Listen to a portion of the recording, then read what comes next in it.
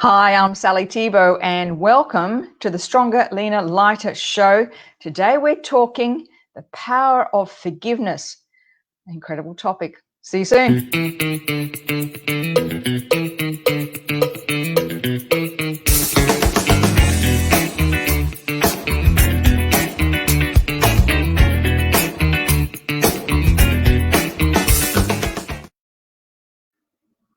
Well, hello. Welcome back. Happy Wednesday, everybody. I hope you're enjoying this week. Well, we've finally had the sun coming out here in Queensland. How lovely. And a shout out to all our friends in New South Wales and those in the hinterland up here. Some friends of ours were affected. One friend of ours whose house is a bit precarious at the moment. It's really sad. But we're hoping things now will settle down a little bit. It's very windy, so I might dry it out a bit. Today we're talking the important role of forgiveness, and this is especially important when it comes to feeling stronger, leaner, and lighter. In fact, it's principle number 9 in the Stronger, Leaner, Lighter methodology, and that is the important role of forgiveness. And today I want to delve quite deeply into this. It's interesting. I did a radio interview on it yesterday, and some interesting questions that the interviewer was asking me about it, and I'm going to share those with you in just a moment. But first, I want a big shout out to our sponsor, Nas Cosmetics. Now, there's something very exciting happening in the world of Nas Cosmetics.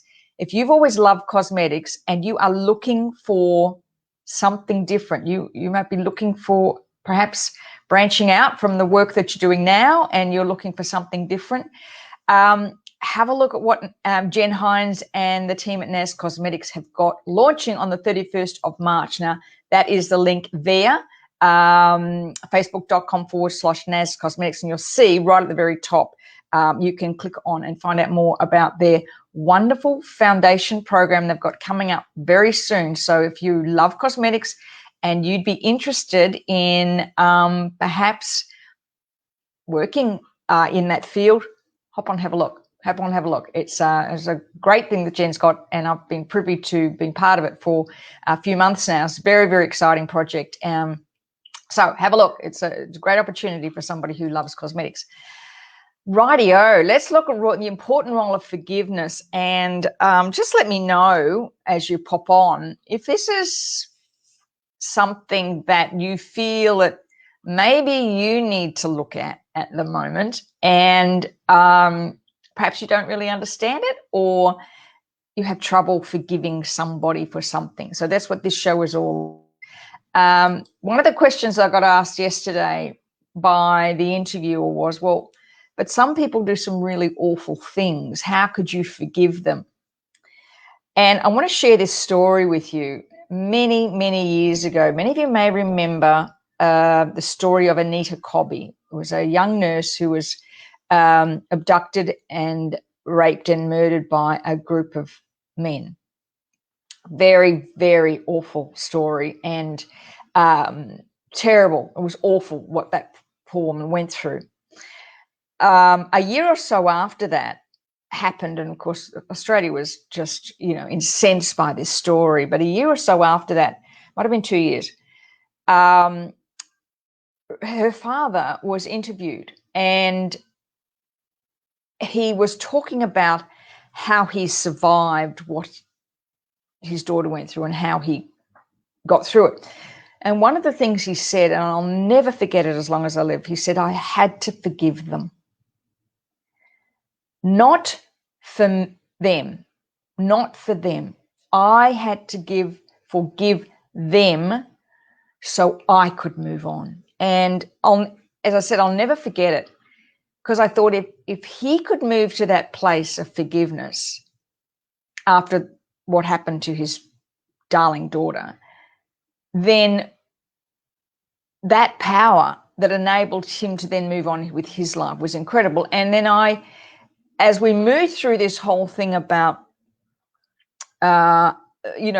being sovereign, being self-actualized, really truly living in abundance mentality, you have to ask yourself the question, am I still hanging on to hurts from the past Because if you're doing that, if you're holding on to hurts from the past, if you're holding on to what somebody did to you and you haven't been able to let it go and move forward, then you're truly not a sovereign being.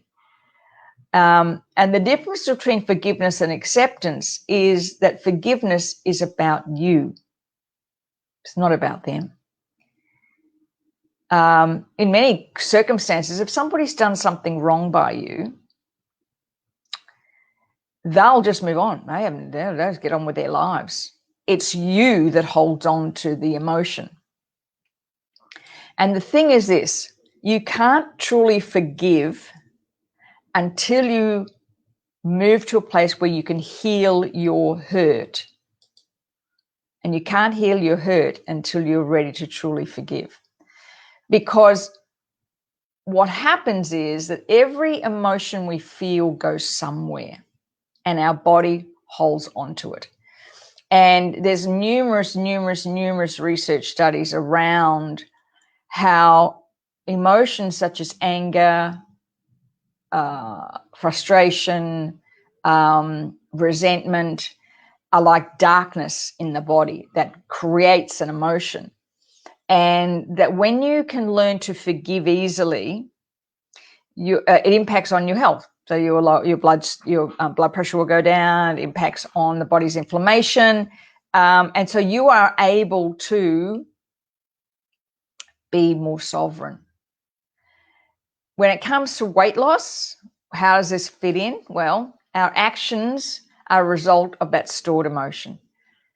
So every time we're triggered by something, a stress, an action by somebody, it always goes back to the people, the words, the events of your past.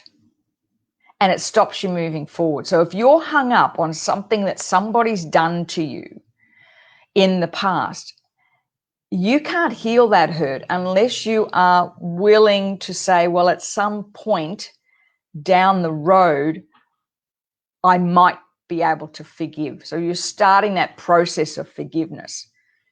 And it can be hard, especially if you've been severely wronged by somebody, and that's impacted in your life in some way that has really had a detrimental effect. And it happened to me in business a number of years ago, where I was betrayed by a partner, and it took me a long time to move to that place of forgiveness. But I had to process the hurt and the pain first. But I couldn't process it unless I was willing to say, well, at some point I might be able to forgive this person, because what happened was it was limiting my ability to move forward. It was limiting my ability to take on other opportunities because I was fearful of being betrayed again. And so until I could move to that place of forgiveness and understand what my role in the whole thing was, then I couldn't move forward. So what happened? How does this store as weight? Well, stored emotion results in high levels of cortisol. So those high levels of cortisol, of course, as we know, lay down as visceral fat. So if you're holding on to emotion from the past and you're not willing to let that go, your body naturally will hold on to that energy, that cortisol. And it's like a false feedback loop. It just keeps going round and round in circles. You feel that resentment, you feel that anger. That's rising your levels of cortisol. It could be low grade too. You may be saying, "Oh, it doesn't bother me that much," but it still harbors in the back of your mind.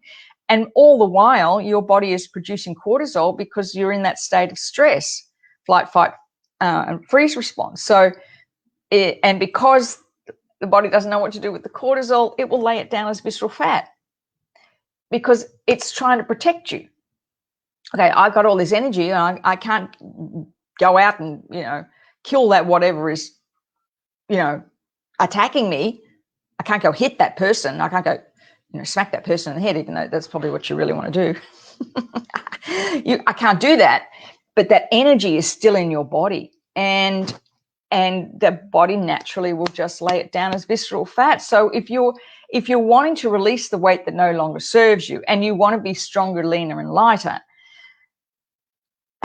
it's like you have to look at every emotion that you're still holding on to, because your body will just be grabbing the fuel that it needs from the food that you eat to lay it down, and it lays it down as visceral fat. So that's that hard, dense, heavy fat that sits around the belly in particular that you just can't shift.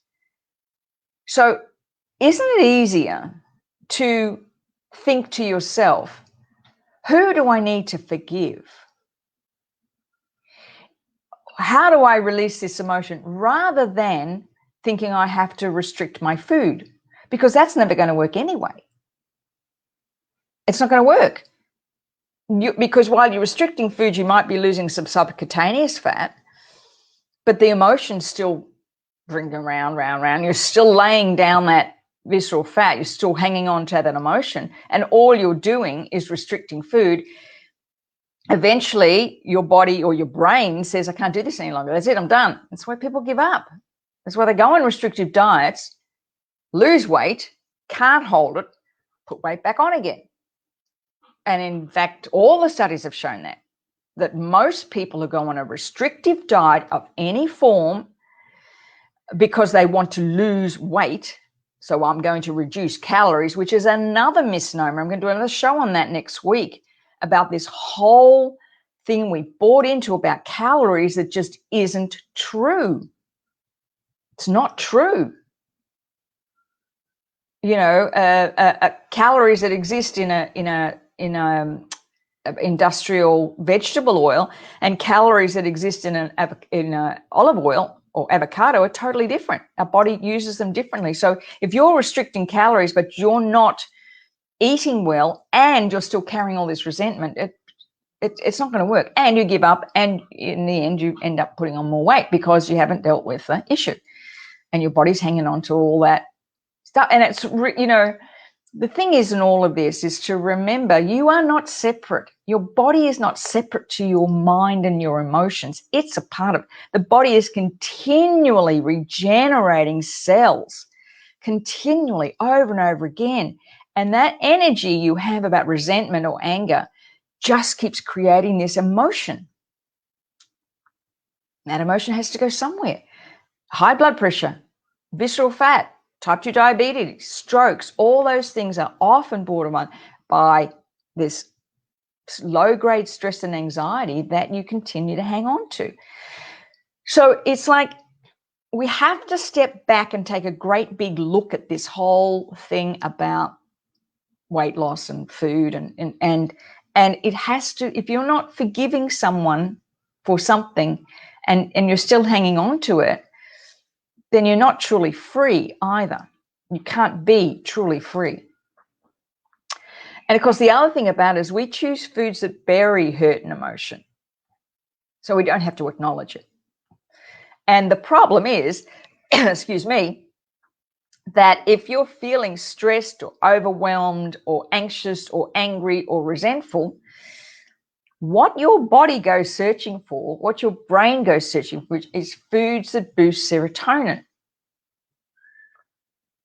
Okay, you know what those are, those serotonin boosting foods: sugar, high carbohydrate, anything that's a quick fix. You know, I'm feeling, you know, I'm just going to grab that chocolate. I'm just going to have that pastry. And there's nothing wrong with having those, but it's when you're eating them to stuff down an emotion because you're looking for that serotonin hit. And of course, what happens is it just leaves you in a storm of remorse. Afterwards, I wish I hadn't done that. I feel terrible now. Oh, I've got no energy. Oh, I have to go and lie down. Oh, I wish I hadn't had that. I better have a coffee. I just, you know, because your blood sugar level's gone up through the roof, which is giving you that, and then boom, down it goes out. And then you're like, I wish I hadn't done that. I said I wasn't going to do that. You go into this remorse, this shame and remorse, and then it just defeats the whole purpose. Isn't it better to go to the root cause to begin with and to really understand where in your life you're still holding anger and resentment to somebody about something, that they have merrily gone on their way and don't even give you an iota of thought. Not an iota. They're busy probably wrecking someone else's life. Making somebody else terrible. One of the things that we do in EFT, because that's really, to me, tapping, is where it all release the emotion. So one of the things we do, and when we're training people, we do is what we call a personal peace procedure or forgiveness audit. And you write down as many things as you can think of that something happened or somebody said something to you or you did something that you wish had been the other way around or you wish it hadn't happened. And Gary Craig, who developed EFT, said if you do this personal peace procedure for 30 days and you release the emotional intensity of resentment, anger, whatever, imagine how free you would feel if you committed to doing it for 30 days. Just tapping on, feeling hurt because that person said something to you, tapping on your ex, and what he isn't or isn't doing. Maybe you have parents that weren't there for you and all that stuff. But it's like tapping on all that will set you free. Now, the other part of the forgiveness audit is to look at where you have been judging yourself. The times in your life when you've not trusted in your body. The times in your life when you've not listened to your body. The times in your life where you knew that a particular choice you were going to make would have an impact on your body, but you did it anyway. The times when you were tired, but you wouldn't take time out. And part of this process is going through forgiving yourself for not listening to your body. Forgiving yourself when you didn't listen to your intuition. Because sometimes there's within us a part of us that is so judgmental of ourselves, we will not allow ourselves to be successful. There's a part of us that is in shame. Brene Brown does some great work on this. Part of us that's resentful of ourselves and choices. I wish I'd made that choice. I wish I hadn't done that. I wish I hadn't said that. I wish if I could take it back again, I wouldn't do it again. That's where you need to forgive yourself, because that memory, you're still tied with that emotion. Because the thing is this, wisdom, true wisdom, is memory without emotion. That's what true wisdom is. And when you can release the emotion around a feeling, a thought, a memory, the freedom you feel is extraordinary. The choices that you make are so different. They just, when you truly honor who you are, when you truly value who you are, when you move to that place of forgiveness for those things you did, I mean, we've all got them, things we wish we'd done differently. When you make an effort to challenge yourself to release the emotional connection to all of that, there's a sense of joy that comes up from that. It's just a sense of joy that comes from that because you're free. It's like you unshackle the shackles and you're free to move forward. So that's what I want to leave you with today as we come to the end of the show is where in your life are you still holding on to resentment, anger, hurt, blame towards somebody or to yourself? And to give yourself the gift of using EFT to truly release the emotional connection just simply starts with, even though I'm really angry with myself and I'm not sure I forgive myself for this, I deeply and completely accept myself and how I feel. I'm really angry. I'm resentful. You just keep tapping until you feel the emotional connection shift. And when it comes to weight loss, when it comes to releasing the weight that no longer serves you, just remember, weight is always there to protect you. It's always there to protect you, and it simply is a product of an emotion not dealt with. So if you're struggling with it, you're struggling with feeling, free, and there's some things you want to shift, please reach out, looking for a strategy session. Now probably not a lot left until after Easter. Amazing. Easter's next week, isn't it? Week after next. But when you really and truly feel that freedom, release all that resentment and anger, you will truly feel stronger, leaner, and lighter. Thanks for being on the show, everybody. Hope you enjoyed it, and I'll see you next week at 12 o'clock.